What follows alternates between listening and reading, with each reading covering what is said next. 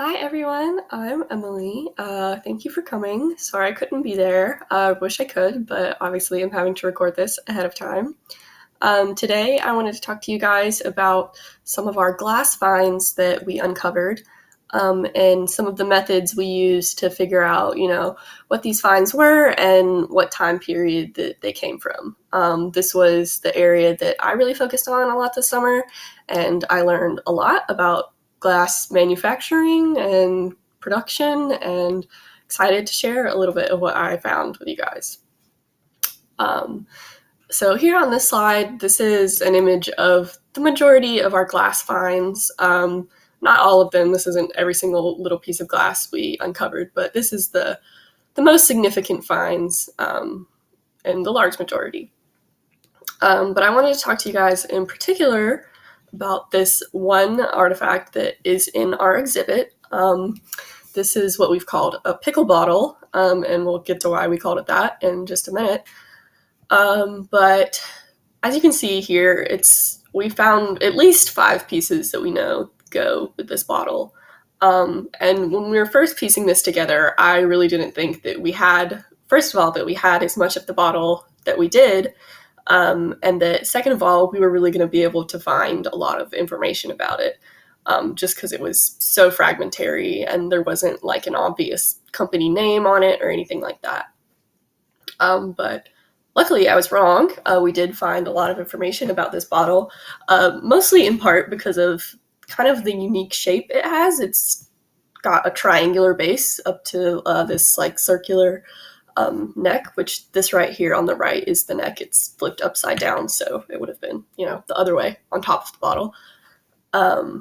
But so as you can see right here, this is the base of the bottle.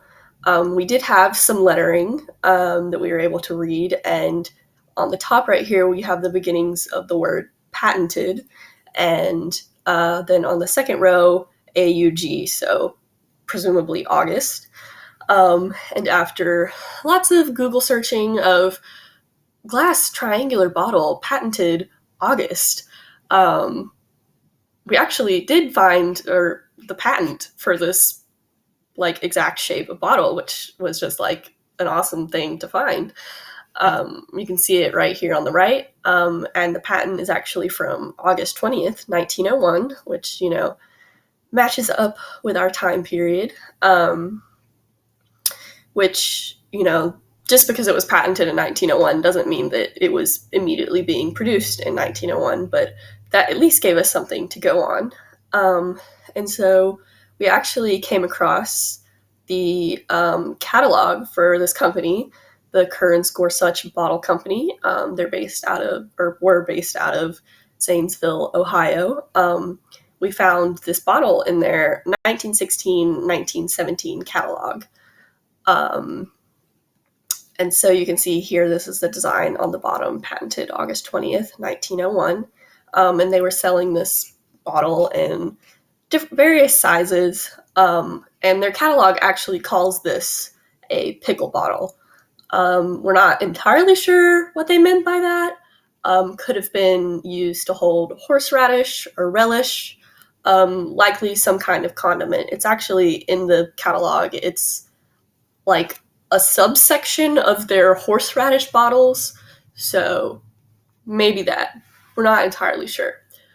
But so we know for sure that this bottle could not have been made earlier than 1901, because that's when the patent was submitted.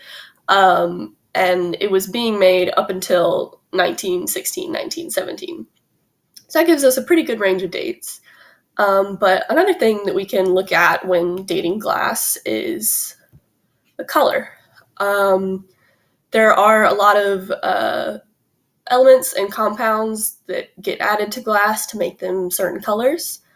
And as you can see, it's not the clearest in this image, but we had a lot of pieces that had this purple tint to them right here. Like you can see along the bottom row, a lot of these have this kind of purple tint to them.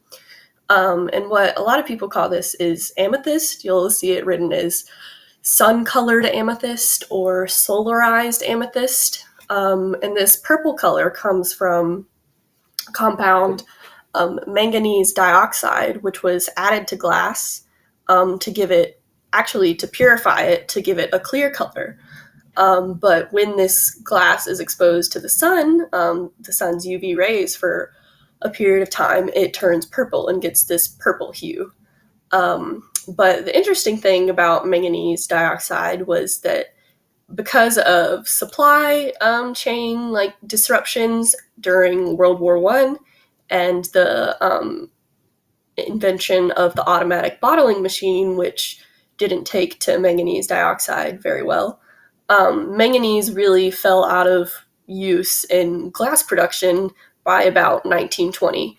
So if you have any purple glass, you can basically, it's safe to say that it was made before 1920. Now, some of our glass that we have was clear, and the purple tells us that those particular pieces were laying out in the sun for a while, but if they haven't been out in the sun, how can you tell that they have manganese in them? And so actually, a really interesting fact is that if they haven't turned purple, or even the ones that have turned purple, when you put this glass under long wave UV light, they glow. And so luckily right here in our own Laura Robbins gallery, they have an exhibit on minerals that glow under UV light. And they graciously allowed us to bring some of our glass finds over there to test them. And so here you can see some of our glass pieces we have lined up in their case. And here they are. They glow this like bright green, yellowish color. And so all of these pieces right here, you can see that are glowing, we can say were made before 1920.